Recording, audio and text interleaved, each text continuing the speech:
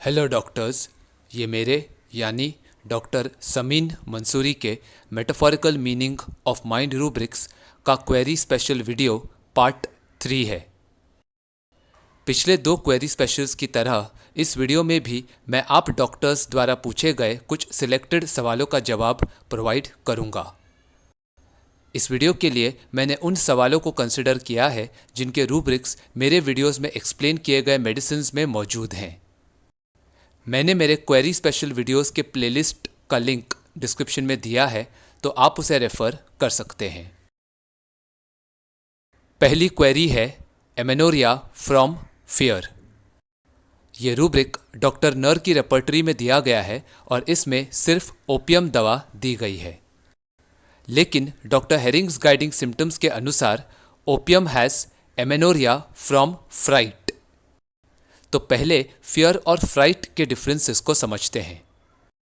दोनों का common meaning है डर, जिसमें इंसान ये जानता है कि उसे कौन सी वस्तु, व्यक्ति या वारदात से नुकसान हो सकता है, यानी पेशेंट को अपने डर का कारण मालूम होता है। लेकिन फ्राइट का मतलब है सडन फियर, जिसमें पेशेंट ने डराने वाले इवेंट को एक्सपेक्ट नहीं किया था, यानी किसी चीज़ ने पेशेंट को अचानक से डरा दिया और इसलिए पेशेंट बीमार हो गया। एमेनोरिया। जब एक महिला को उसकी रिप्रोडक्टिव एज में मेंसेस नहीं आते हैं, तब इसे एमेनोरिया कहते हैं। मेंसेस हर महीने यानी रेगुलरली आते हैं और उनका आना ये दर्शाता है कि ये औरत इस बार प्रेग्नेंट नहीं हुई, यानी वो इस बार माँ नहीं बन पाई, लेकिन वो अगली बार माँ बन सकती है। तो एक औरत के लिए मंथली बेसिस पर मेंसेस का आना उसकी रिप्रोडक्टिव एबिलिटी दर्शाता है। इसलिए अगर डर के कारण एक महिला को मेंसेस न आए और वो अपनी रिप्रोडक्टिव एबिलिटी एक्सप्रेस न कर पाए, तो ये एमेनोरिया है। एग्जाम्पल 1। पेशेंट के हस्बैंड ने कहा, डॉक्टर मेरी वाइफ स्कूल में टीचर है। एक दिन वो एक क्लास में गई और उसने देखा कि एक स्टूडेंट की लाश पंखे से लटक रही है। उसे देखकर वो घबरा गई और उसने तुरंत सबको बुलाया, लेकिन इस बात से मेरी वाइफ को पीरियड्स आने ही बंद हो गए हैं। यहाँ जब से पेशेंट ने अचानक अपने सामने एक लाश को देखा, तब से वो डर गई, जिसके कारण जो मेंसेस उसे रेगुलरली आते थे वो अब नहीं आ रहे हैं। पेशेंट को पहले से ये बात मालूम नहीं थी कि जिस क्लासरूम में वो जा रही है वहाँ किसी की लाश लटक रही है। इसलिए ऐसे सडन और अनएक्सपेक्टेड इवेंट को देखकर पेशेंट घबरा गई और तब से उसके पीरियड्स आने बंद हो गए हैं। इस सडन फेयर से होने वाली प्रॉब्लम के लिए सही रूब्रिक है amenorrhoea from fright. Example 2। Patient बोला, डॉक्टर 3 महीने पहले हॉरर मूवी देखते समय टीवी स्क्रीन पर एक बेहद खौफनाक भूत नजर आया, जिसका चेहरा पूरी तरह से जला हुआ था। हालांकि मैं ऐसी मूवीज़ देखता हूँ, लेकिन उस भूत के चेहरे को देखकर और चीख सुनकर मैं एकदम डर गया था और मैंने तुरंत टीवी बंद कर दिया। जब से ये इंसिडेंट हुआ है, तब से पता नहीं क्यों मैं ऑफिस में काम ही नहीं कर पा रहा हूँ।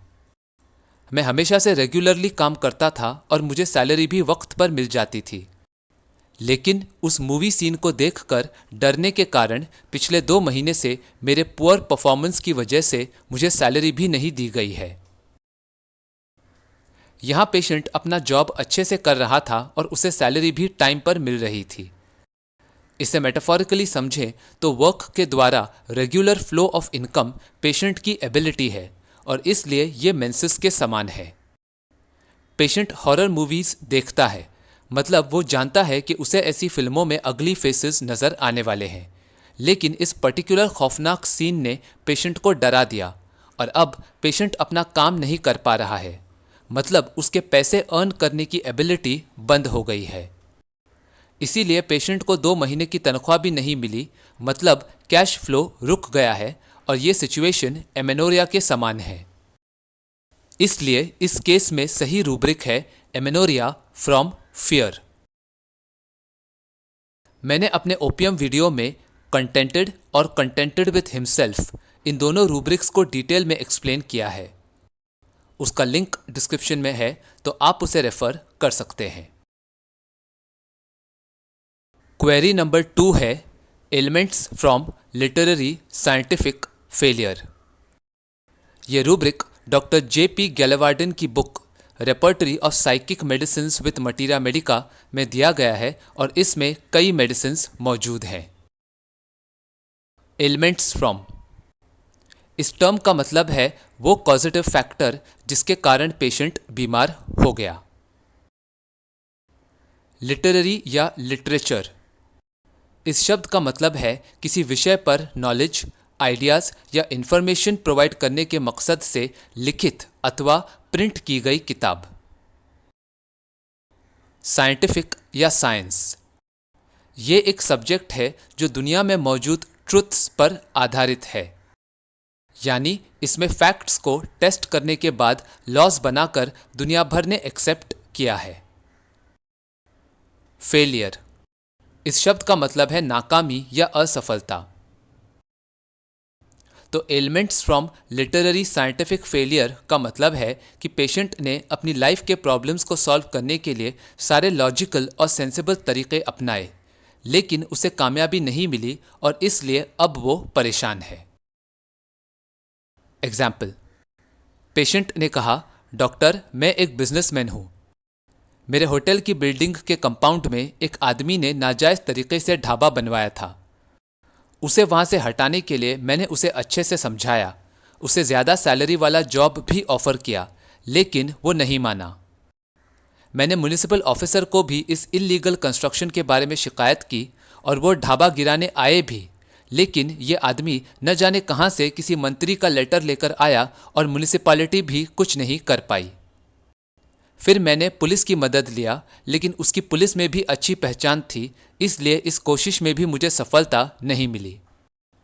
फाइनली मैंने उसके ढाबे को तुड़वाने के लिए गुंडे भेजे, लेकिन वो सब के सब उस आदमी से मार खाकर डर के मारे भाग गए।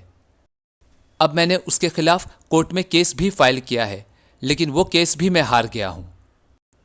इसलिए डॉक्टर मैं परेशान हूँ कि आखिर अब मैं ऐसा क्या करूँ जिससे कि इस ढाबे वाले से मेरा पीछा छूटे। तो इस केस में पेशेंट ने वो सारे तरीके अपनाए जो आमतौर पर एक इंसान ऐसी सिचुएशन में यूज़ करता है। इसमें साम दाम दंड भेद यानी राइट और रॉन्ग सभी तरीके शामिल हैं। पेशेंट ने गवर्नमेंट, पुलिस और लॉ के बनाए गए रूल्स के बेसिस पर भी प्रॉब्लम को सॉल्व करने की कोशिश की, लेकिन इन सही और गलत तरीकों को इस्तेमाल करने के बावजूद पेशेंट को कोई फ़ायदा नहीं हुआ, जिसके कारण वो परेशान है। इसलिए ये रूब्रिक है elements from literary scientific failure. अगली क्वेरी है sadness with constipation of calcarea carb. इस रूब्रिक में कई मेडिसिन्स हैं, जिनमें से एक दवाई कैलकेरिया कार्ब है। डॉक्टर हैनिमन के द क्रॉनिक डिजीजेस में कैलकेरिया कार्ब का सिम्टम है no stool with constant tenesmus and with this gloominess in the head. Sadness, इस शब्द का मतलब है दुख के कारण उदास हो जाना। ये स्टेट हैप्पीनेस यानी खुशी के ऑपोजिट वाली होती है, जिसमें पेशेंट लो और डिप्रेस्ड फील करता है। कॉन्स्टिपेशन, ये एक ऐसी सिचुएशन है जिसमें वेस्ट मैटर हमारे शरीर से इतना स्लोली और स्लगिशली एक्सक्रीट होता है मानो स्टूल्स पास हुए ही नहीं हैं। कॉन्स्टिपेशन शब्द को मैंने अपने सोराइनम वाले वीडियो चीयरफुल व्हेन कॉन्स्टिपेटेड में एक्सप्लेन किया है। उसका लिंक डिस्क्रिप्शन में है, तो आप उसे रेफर कर सकते हैं। एग्जाम्पल, पेशेंट बोला, डॉक्टर आपकी दवा से मेरी बीमारी के लक्षण इतने धीरे धीरे ठीक हो रहे हैं मानो तबीयत में कोई फर्क ही नहीं है। इस बात से मैं काफ़ी उदास रहता हूँ। अगर आपकी दवा से मेरी बीमारी के ये अनचाहे लक्षण शरीर से निकलने में थोड़ी भी तेज़ी दिखाएं तो फिर मुझे बहुत अच्छा महसूस होगा। फिर मेरी बीमारी पूरी तरह से ठीक न भी हो तो भी चलेगा, बस मेरी तकलीफ़ें ठीक हो जानी चाहिए। यहाँ पेशेंट के लिए उसकी डिजीज़ के सिम्टम्स अनवांटेड मैटर यानी स्टूल या फीसिस के समान है, लेकिन ये लक्षण शरीर से इतनी स्लो स्पीड में एक्सक्रीट हो रहे हैं मानो सिम्टम्स बॉडी में ही मौजूद हैं। इसे मेटाफोरिकली समझे तो बीमारी के लक्षणों का ये स्टैसिस पेशेंट के लिए कॉन्स्टिपेशन वाली स्टेट है और इसलिए पेशेंट लो फील करता है। तो ये रूब्रिक है सैडनेस विथ कॉन्स्टिपेशन। पेशेंट चाहता है कि उसकी रिकवरी की स्पीड थोड़ी सी बढ़ जाए, यानी उसे सिर्फ छोटा सा चेंज चाहिए। इसलिए ये रूब्रिक है लाइट डिजायर फॉर। और इस चेंज के मिलने पर पेशेंट को इस बात से फर्क नहीं पड़ता है कि उसकी बीमारी पूरी तरह से ठीक हो रही है या नहीं, वो सिर्फ सिम्टोमेटिक रिलीफ एक्सपेक्ट कर रहा है। इसलिए ये रूब्रिक है indifference apathy about his recovery. इन तीनों रूब्रिक्स में कैलकेरिया कार्ब ही एकमात्र कॉमन दवाई है। याद रहे, कैलकेरिया कार्ब कॉन्स्टिपेशन में चीयरफुलनेस भी महसूस करता है और इसे मैंने अपने क्वेरी स्पेशल वीडियो पार्ट 1 में एक्सप्लेन किया है। लेकिन वक्त आने पर यही कैलकेरिया पेशेंट कब्जियत के कारण सैड भी हो जाता है। अगला सवाल है indifference apathy to suffering versus bargaining. इन दोनों रूब्रिक्स में सिमिलैरिटी ये है कि पेशेंट डॉक्टर से एक सिम्टम के लिए दवा मांगता है लेकिन दूसरे सिम्टम के बारे में परवाह नहीं करता। लेकिन क्योंकि ये दोनों रूब्रिक्स और इनमें मौजूद मेडिसिन्स अलग हैं तो इनके डिफरेंसेस को समझते हैं। इंडिफरेंस एपैथी टू सफरिंग इस रूब्रिक को मैंने अपने क्वेरी स्पेशल वीडियो पार्ट 2 में एक्सप्लेन किया है। बार्गेनिंग इस शब्द का मतलब है भावताल करना ताकि आपको आपकी मनपसंद चीज मनचाही कीमत पर मिले। व्यक्ति दो सिचुएशंस में बार्गेन करता है। पहला, जब पेशेंट को यह लगे कि उसे किसी चीज को खरीदने में जरूरत से ज्यादा पैसे देने पड़ रहे हैं, तब वो उसी चीज को कम कीमत पर बाय करने की कोशिश में बार्गेन करता है। यहां पेशेंट का मकसद है पैसे बचाना। और दूसरा, जब पेशेंट को यह लगे कि एक पर्टिकुलर चीज को खरीदने की तुलना में दूसरी चीज बाय करने से उसे ज्यादा प्रॉफिट या कम लॉस होगा, तब भी वो बार्गेन करता है। यहां पेशेंट का मकसद है ज्यादा मुनाफा और कम नुकसान। एग्जाम्पल 1, पेशेंट ने कहा, डॉक्टर, एक हफ्ते की दवा के लिए आप 500 रुपये चार्ज कर रहे हैं, ये तो बहुत ज्यादा है। ऐसा करें, आप 500 रुपये में मेरे भाई के लिए भी दवा दे दीजिए या फिर 500 रुपये में मुझे 15 दिन की दवा दे दीजिए। यहां पेशेंट डॉक्टर से भावताल कर रहा है ताकि पेशेंट को 500 रुपये में ज्यादा मुनाफा मिले।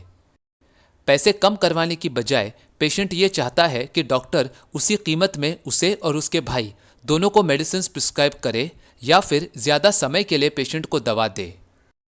इसलिए यह रूब्रिक है बार्गेनिंग। एग्जाम्पल 2, पेशेंट बोला, डॉक्टर, मैं तो होम्योपैथिक दवा इसलिए लेने आया क्योंकि एलोपैथी के मुकाबले में होम्योपैथी में साइड इफेक्ट्स तो नहीं है ना। फिर भी आपकी फीस इतनी है तो आप 200 रुपये में मुझे फीवर और सिरदर्द की दवा देने की बजाय 100 रुपये में सिर्फ बुखार की दवा दे दीजिए। यहां भी पेशेंट होम्योपैथी को इसलिए चूज कर रहा है ताकि वो एलोपैथी से होने वाले साइड इफेक्ट्स से बच जाए। पेशेंट का सिर्फ बुखार के लिए दवा लेना और सिरदर्द को इग्नोर करना इंडिफरेंस एपैथी टू सफरिंग जैसा भले ही लग रहा हो, लेकिन पेशेंट का मकसद क्या है यह समझना बहुत जरूरी है। पेशेंट का एम है ज्यादा पैसे खर्चने से और एलोपैथिक दवा के साइड इफेक्ट्स दोनों से खुद को बचाना। इसलिए यहां भी सही रूब्रिक है बार्गेनिंग। इसके अलावा इंडिफरेंस एपैथी टू सफरिंग में पेशेंट का मेन फोकस पैसे बचाने का नहीं होता है। वो सिर्फ उन सिम्टम्स को इंपॉर्टेंस देता है जो उसे सबसे ज़्यादा तंग कर रहे हैं, या फिर अगर कोई काम पेशेंट के लिए ज़्यादा ज़रूरी है तो पेशेंट उसे पहले निपटाता है और उसके बाद अपनी तकलीफ़ों के लिए दवा लेने जाता है। फाइनल क्वेरी है क्यूप्रम मेटालिकम का rubric feces passed on the floor versus lycopodium hard for inferiors and kind for superiors. इन रूब्रिक्स में सिमिलैरिटी ये है कि ये दोनों मेडिसिन्स में पेशेंट्स अपने से स्टेटस, पावर या पोजीशन में लोअर लोगों के साथ बुरा व्यवहार करते हैं। ये दोनों medicines fear of losing control इस रूब्रिक में भी मौजूद हैं। लेकिन इन दोनों रूब्रिक्स के मीनिंग्स और इनमें मौजूद मेडिसिन्स के बिहेवियर्स बिल्कुल अलग हैं, तो इनके डिफरेंसेस को समझते हैं। क्यूप्रम मेटालिकम के इस रूब्रिक के बारे में मैंने एक वीडियो ऑलरेडी बना दिया है, उसका लिंक डिस्क्रिप्शन में है, तो आप उसे रेफर कर सकते हैं। बेसिकली क्यूप्रम मेटालिकम पेशेंट खुद को एक ऑफिसर, एक कमांडर और एक जनरल समझता है जो सारा कंट्रोल अपने हाथ में रखना चाहता है। इसलिए जब पेशेंट के कंट्रोल या सुपरविजन के अंडर कोई व्यक्ति पेशेंट की बात नहीं मानता, तब पेशेंट अपनी पोस्ट और पोजीशन के कारण उस स्पेसिफिक इंसान को अपशब्द सुनाता है। इसे मेटाफोरिकली समझें तो क्यूपरमेट पेशेंट खुद को एक आर्मी का इंचार्ज समझता है और उसे हर हाल में डिसिप्लिन मेंटेन करना होता है। इसलिए जो भी लोग पेशेंट के अधीन हैं, उनसे नाराज होने पर पेशेंट उन्हें गंदी गालियां देता है और बहुत भला बुरा कहता है। लेकिन इस रूब्रिक का एक और मीनिंग ये भी है कि अगर कोई व्यक्ति क्यूपरमेट पेशेंट को अपने जवाब से सरप्राइज या शॉक कर दे, तब भी पेशेंट उस ऑफेंडर पर गालियां बरसाने लगता है। जबकि लाइकोपोडियम का hard for inferiors and kind for superiors उसकी हिपोक्रेसी और कावर्डिस दर्शाता है। लाइकोपोडियम पेशेंट क्यूपरमेट की तरह खुद को ऑफिसर, जनरल या कमांडर नहीं समझता, बल्कि वो तो सिर्फ खुद को दूसरों के सामने दौलतमंद और पावरफुल दिखाना चाहता है।